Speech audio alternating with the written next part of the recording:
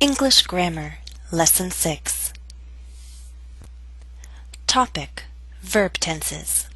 Our focus will be on the present perfect and the present perfect progressive.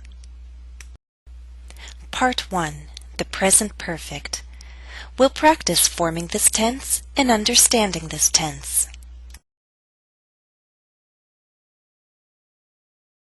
Hello everyone. I'm very sorry that it's taken me so long to post a new video for you, but life has been a little bit crazy for the past 2 months. In any case, today I have an entire afternoon all to myself, so I decided to make a new lesson. The topic is one that has been requested many times, so hopefully everyone will find this useful. We're going to talk about verb tenses. Are you ready? Let's begin. Let's see if you can recognize the present perfect. Do you remember what Jennifer said? Look at the text and try to identify the present perfect tense. I'm very sorry it's taken me so long to post a new video for you, but life has been a little bit crazy for the past 2 months. In any case, today I have an entire afternoon all to myself, so I decided to make a new lesson. The topic is one that has been requested many times, so hopefully everyone will find this useful. We're going to talk about verb tenses. Are you ready? Let's begin. Can you identify 3 uses of the present perfect tense? They are here, here, and here. Were you able to identify them all? Don't worry if it was a little difficult. By the end of this lesson, I think you'll find it easier to recognize, understand, and use the present perfect tense.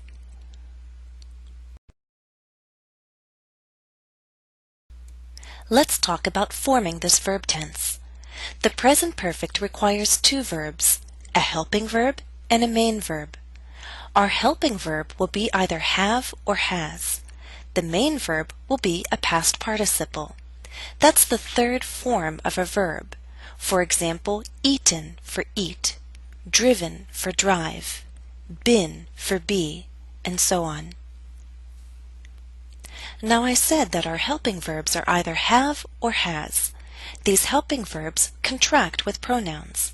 The contractions, or short forms, are the following: I've, you've, we've, they've, she's, he's, it's. Now remember, these last few contractions can also be short forms for she is, he is, it is. But you'll be able to recognize them as part of the present perfect when they're followed by a past participle. Let's go on. In my opening talk, I said the topic is one that has been requested many times. I wanted to point out that this is the present perfect in the passive. The structure is have been or has been plus the past participle. Our main verb is the past participle. Have been or has been are helping verbs. For more on the passive voice, you can see my grammar lesson 4.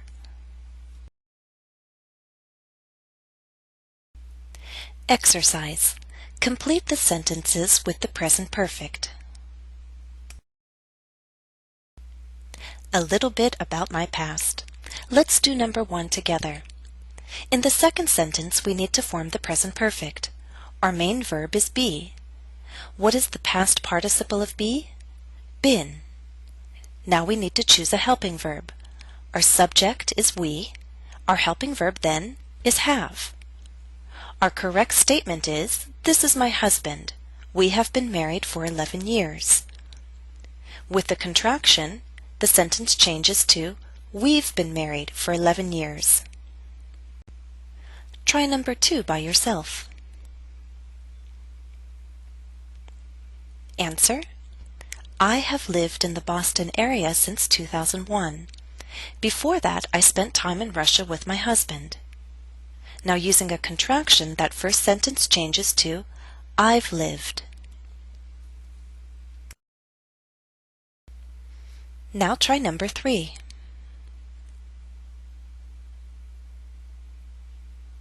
Answer: Ironically, my husband has seen some U.S. cities that I have yet to visit, and I have traveled, or I've traveled, more than he has in Russia.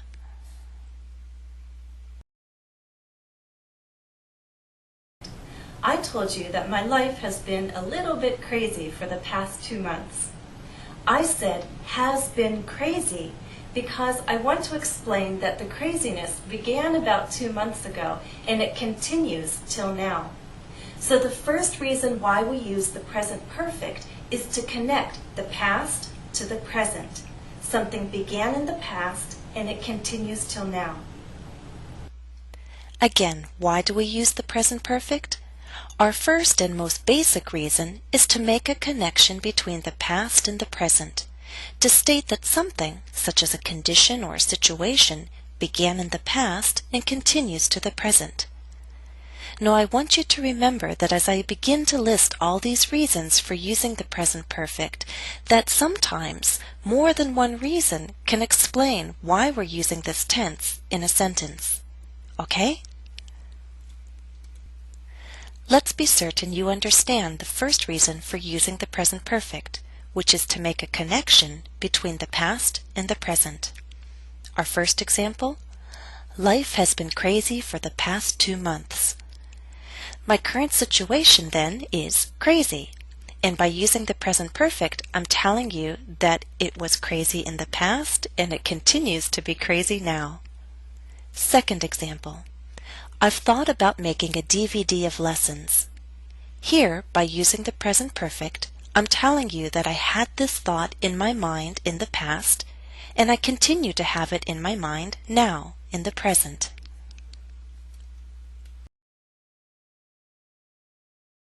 Please go on to the next part of this lesson. I'll see you there.